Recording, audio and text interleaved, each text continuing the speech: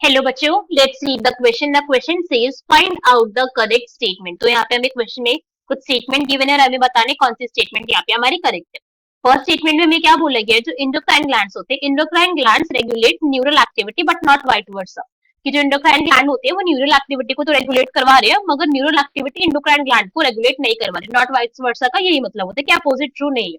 Next में हमें given है neurons regulate endocrine activity but not vice versa. That means कि न्यूरल्स जो है वो इंडोक्राइन एक्टिविटी को रेगुलेट करवा रहे हैं, मगर जो इंडोक्राइन एक्टिविटी वो न्यूरॉन्स को रेगुलेट नहीं करवाती। Okay, next is endocrine glands regulate neural activity and nervous system regulate endocrine glands. इसका मतलब न्यूरल और इंडोक्राइन दोनों एक दूसरे को रेगुलेट करवा रहे हैं। लास्ट में हमें गिवन है neither hormones control neural activity nor the neurons control the neural activity. कि जो हमारे हार्मोन्स है ना तो वो न्यूरल एक्टिविटी को रेगुलेट करे और जो हमारे न्यूरॉन्स है वो एंडोक्राइन एक्टिविटी को रेगुलेट करे, दोनों एक दूसरे को कर ही नहीं रहे रेगुलेट। तो हमें बताने कौन सी हमारी ट्रू स्टेटमेंट है। तो क्वेश्चन स्टार्ट करते हैं हमारा। सबसे पहले हम क्वेश्चन को सॉल्व करने का की कॉन्सेप्ट देखेंगे। की कॉन्सेप्ट, सो क्वेश्चन को सॉल्व करने का की कॉन्सेप्ट क्या है हमारा, कि हमें यहाँ पे पता होना चाहिए रेगुलेशन के बारे में। ठीक है, रेगुलेशन, सो हमें यहाँ पे नॉलेज होनी चाहिए किसके बारे में, रेगुलेशन ऑफ इंडोक्राइन सिस्टम। अगर हमें पता है कि जो हमारा इंडोक्राइन सिस्टम होता है वो कैसे रेगुलेटेड होता है, कैसे यहाँ पे नर्वस सिस्टम का या फिर किसी और सिस्टम का यहाँ पे रेगुलेशन है, कौन इसको रेगुलेट कर रहा है, तो हमारे क्वेश्चन को इजीली सॉल्व कर सकते हैं। ठीक है, तो अब हमारे क्वेश्चन स्टार्ट करते हैं। सबसे पहले जो हमारे यहाँ पे पॉइंट है कि एक तो हमारे पास क्या प्रेजेंट है, one is a endocrine gland. Endocrine gland हमारे पास प्रेजेंट है, या फिर हम बोल सकते हैं इंडोक्राइन सिस्टम प्रेजेंट है। ठीक है, कलेक्टिव की बात हो रही है। और एक हमारे पास यहाँ पे प्रेजेंट होता है नर्वस सिस्टम। नर्वस सिस्टम, दो ये चीजें हैं हमारे पास हमारी बॉडी के अंदर, इंपॉर्टेंट रोल होता है दोनों को हम जानते हैं। इंडोक्राइन सिस्टम के अंदर क्या प्रेजेंट होते हैं, यहाँ पे प्रेजेंट होते हैं इंडोक्राइन ग्लैंड्स। यहाँ पे क्या प्रेजेंट है, इंडोक्राइन ग्लैंड्स प्रेजेंट है। और ये ग्लैंड्स क्या करते हैं, यहाँ पे हॉर्मोन्स का सिक्रीशन करवाते हैं। So what they do, they produce hormones. Hormone का सिक्रीशन काम होता है इनका। नर्वस सिस्टम की अगर हम बात करें तो यहाँ पे क्या प्रेजेंट होते हैं, यहाँ पे प्रेजेंट होती है हमारी नर्व्स। ठीक है, so what are there are nerves basically. Spinal cord भी होता है हमारा। ये सारी की सारी चीजें हमारे नर्वस सिस्टम के अंदर इंक्लूडेड होती है। स्पाइनल कॉर्ड मेजर बात करी जा रही है, सबकी बात नहीं कर रहे। तो ये क्या हमारा करती है, हमारी बॉडी के अंदर क्या चेंजेस ला रही, दे क्रिएट सम रिस्पॉन्स। या फिर हम बोल सकते हैं कि बेसिकली हमारी बॉडी के अंदर ये प्रोडक्शन तो किसी चीज का नहीं कर रही है, ऑल्दो न्यूरोट्रांसमीटर यहाँ से रिलीज हो रहे हैं हमारे नर्व से, न्यूरो ट्रांसमीटर। और ये न्यूरो ट्रांसमीटर क्या करते हैं, दीज आर बेसिकली मैसेंजर। ये मैसेंजर होते हैं इलेक्ट्रिकल इंपल्स के, नर्व इंपल्स के। तो हमने बताना है कि इन दोनों का क्या, कहीं किसी एक पॉइंट पे रेगुलेशन चल रहा है, एक दूसरे को रेगुलेट कर रहे हैं नहीं कर रहे हैं, ये पॉइंट समझो। तो एक पॉइंट जो इन दोनों को समझने से पहले ये हम जानते हैं कि हमारे पास एक ब्रेन प्रेजेंट है भाई, है ना, हम सभी के पास ब्रेन, सबके पास दिमाग है। अब इस ब्रेन के अंदर हमें एक और पॉइंट प्रेजेंट है कि ब्रेन को हम क्या कहते हैं, कंट्रोलिंग सिस्टम है हमारा। जैसे हम बोलते हैं कि सेल का जो कंट्रोलिंग सिस्टम है वो उसका न्यूक्लियस है, हमारी बॉडी का जो कंट्रोलिंग सीपीयू है वो हमारा ब्रेन है। यही बोला जाता है ब्रेन हमारी सारी एक्टिविटी को रेगुलेट करवा रहा है। कैसे रेगुलेट करवा रहे हैं, इन दोनों सिस्टम की वजह से ही रेगुलेट करवा रहे हैं। तो कुछ ना कुछ तो भाई लिंक होगा ना।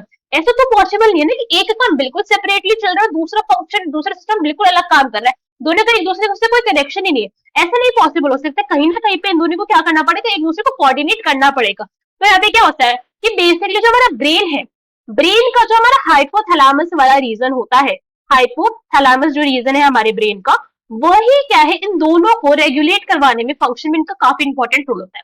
हाइपोथैलेमस अपने आप में क्या है, दिस इज अ ग्लैंड, एक इंडोक्राइन ग्लैंड है।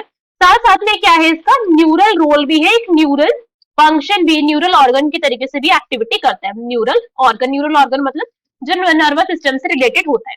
हाइपोथैलेमस अब कैसे दोनों काम करवा रहे हैं, इस पॉइंट को देखो। हमारी बॉडी में कोई भी चीज हुई, कुछ भी हो, आपने सांस ली, इतने सिंपल एक्टिविटी से लेकर कि आपने किसी को थप्पड़ मार दिया, इतनी ड्रास्टिक एक्टिविटी तक, कुछ ना कुछ ये सब चीजें जो हो रही है वो हो तो किसी ना किसी रिस्पॉन्स की वजह से। मतलब एक्चुअली में दीज आर ऑल व्हाट, ये रिस्पॉन्स हमारी बॉडी का। और रिस्पॉन्स कैसे बनेगा, जब हमारी बॉडी के अंदर मिल रहा है हमें कुछ स्टिमुलाई, राइट। तो ये तो क्या, ये तो रिस्पॉन्स अपने आप में एक रिजल्ट है कि हाँ रिजल्ट आया है किस चीज का, ये रिजल्ट होता है स्टिमुलस का, कि हमारी बॉडी को कुछ स्टिमुलस मिला है। ठीक है, बिना स्टिमुलस के आप कुछ नहीं करने वाले, बिना स्टिमुलस के आप आराम से पड़े हो, अपना काम कर रहे हो, सारा कुछ नहीं करोगे।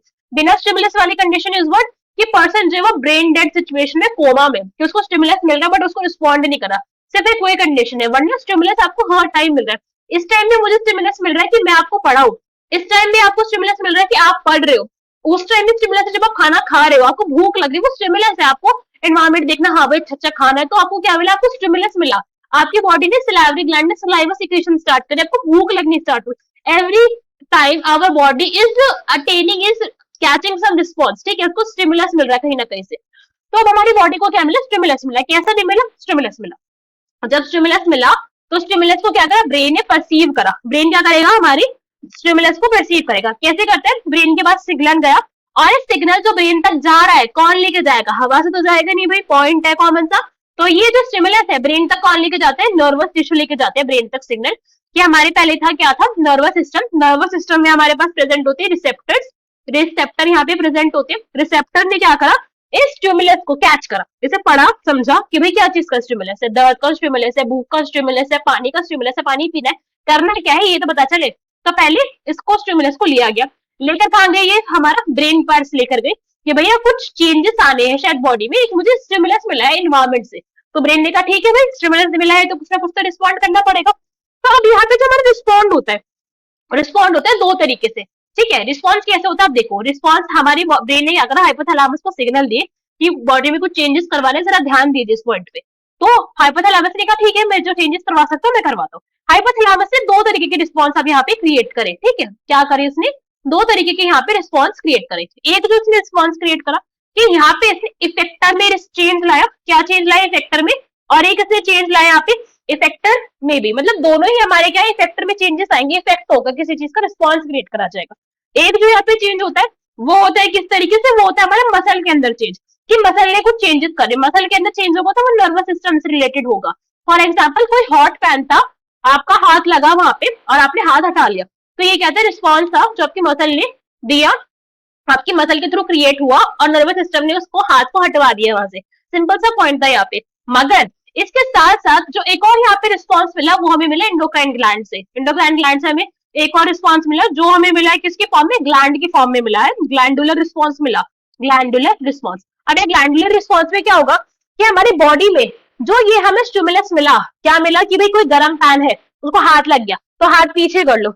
इस टाइम पे क्या होगा, बॉडी के अंदर एक छोटी सी फियर की कंडीशन आई होगी, छोटी सी फियर की कंडीशन आई होगी, फिर आप ज्यादा जल गए, ये मान लो सिचुएशन, आप ज्यादा जल गए थोड़े से, आपका हाथ अच्छा खासा जल गया, तो आपकी बॉडी में फियर की कंडीशन आएगी। फियर की कंडीशन आने पे क्या हो जाएगा, आपकी बॉडी से जो ग्लैंड्स होते हैं वो कुछ हार्मोन का सिक्रेशन करेंगे। एक ऐसे बहुत अच्छा एग्जांपल है हार्मोन को जो फियर के कंडीशन में सिक्रेट होता है, दैट इज एपिनेफ्रिन। एपिनेफ्रिन यहाँ पे क्या हुआ, हार्मोन का सिक्रेशन हो गया, ठीक है। तो हमारी कौन सी कंडीशन में, हमारी डर वाली कंडीशन में। तो देखा जाए तो ना एंडोक्राइन ग्लैंड अकेला, ना नर्वस सिस्टम अकेला, दोनों अकेले काम नहीं कर सकते। इन दोनों को एक दूसरे के साथ काम करना ही पड़ेगा, एक दूसरे को सिग्नल भेजने पड़ेंगे, एक दूसरे से कम्युनिकेट करना पड़ेगा, बिकॉज उसके अलावा ये दोनों इंडिपेंडेंटली काम नहीं कर सकते, है ना भाई। अब इस पॉइंट को ऐसे समझते हैं थोड़ा सा, और इस पॉइंट को थोड़ा सा और ब्रीफ करते हैं। एग्जाम्पल लिया, आपकी बॉडी में क्या हुआ, ब्लड प्रेशर इंक्रीज हो गया, बहुत ज्यादा इंक्रीज हो गया, ठीक है। There is increase in blood pressure, बहुत बढ़ गया। तो ब्लड प्रेशर बहुत इंक्रीज होने से बहुत सारे चेंजेस आते हैं। एक छोटा सा एग्जांपल लेके चलते हैं कि ज्यादा जब ब्लड प्रेशर इंक्रीज हुआ तो जो हमारी हार्ट होती है, हार्ट की जो वॉल्स होती है वो एक रिलीज करती है एक हार्मोन को, ठीक है। हार्ट की वॉल ने एक हार्मोन को रिलीज करा, कौन सा, that is ANF, and arterial natriuretic factor, एक हार्मोन का रिलीज करा। इस हार्मोन ने क्या करा, इस हार्मोन ने कुछ चेंजेस लाए। चेंजेस क्या लाए वो देखो, चेंजेस उसने सबसे पहले लाया वो इसने करवा दिया यहाँ पे वैसोडाइलेशन। क्या करवाया, वैसोडाइलेशन करवा दिया है किसने, इसका यहाँ पे जो प्रेजेंट होती है हमारी नर्व्स, ठीक है, नर्व्स का और ब्लड वेसल का इसने करवा दिया यहाँ पे वैसोडाइलेशन। तो भैया जी इस पॉइंट को देख के पता चल गया कि ये पॉइंट, ये ANF अपने आप में क्या है, ये एक हार्मोन है। कहाँ से रिलीज हुआ है, एक ग्लैंड से रिलीज हुआ है, ग्लैंड है ना हार्ट की वॉल, यहाँ पे एक ANF का सिक्रेशन करवा रही है। और रिस्पॉन्स कहाँ पे मिला, रिस्पॉन्स मिला है नर्वस लेवल्स पर, है ना, हमारे नर्व सिस्टम लेवल पे रिस्पॉन्स मिला। तो मतलब कनेक्शन तो है इनका, ऑब्वियसली कनेक्शन होता है इसका। और जब क्या देखा गया कि अब ब्लड प्रेशर के अंदर जो हमारी ब्लड वेसल्स थी, हमारा जो ब्लड प्रेशर था वो हद से ज्यादा डिक्रीज हो गया, कि अब डिक्रीज हो जा रहा है ब्लड प्रेशर, तो फिर से एक सिग्नल जाएगा किसको, हमारे ब्रेन को, हमारे हाइपोथैलेमस को, कि अब ज्यादा डिक्रीज हो गया सिस्टम जो है हमारा, ज्यादा ब्लड प्रेशर गिरते, कुछ करो। तो यहाँ पे क्या होगा, उसको फिर इंक्रीज करवाने के लिए हार्मोन्स रिलीज होंगे बॉडी के अंदर, ठीक है। तो कुछ इस तरीके से यहाँ पे क्या होता है, बैलेंस चलता है, दोनों एक दूसरे को रेगुलेट करा रहे हैं। तो हमारे ऑप्शन रीड करते हैं। फर्स्ट में हमें क्या गिवन था कि इंडोक्राइन ग्लैंड जो है वो न्यूरल एक्टिविटी को रेगुलेट करवा रहे, उल्टा नहीं हो रहा है, तो ये तो रॉन्ग हो गया, दोनों एक दूसरे को रेगुलेट करवा रहे। Next is neural regulate endocrine activity but not vice versa, ये भी गलत हो गया। endocrine gland regulate neural activity, nervous system regulate endocrine gland. हाँ, ये वाला ऑप्शन हमारा सही. Next is neither hormone regulate neural activity nor the neurons control endocrine activity. तो ये गलत हो गया बिकॉज दोनों एक दूसरे को रेगुलेट करवा रहे हैं. So option C is our correct answer for this question. I hope you understood the explanation well. Best of luck. Thank you.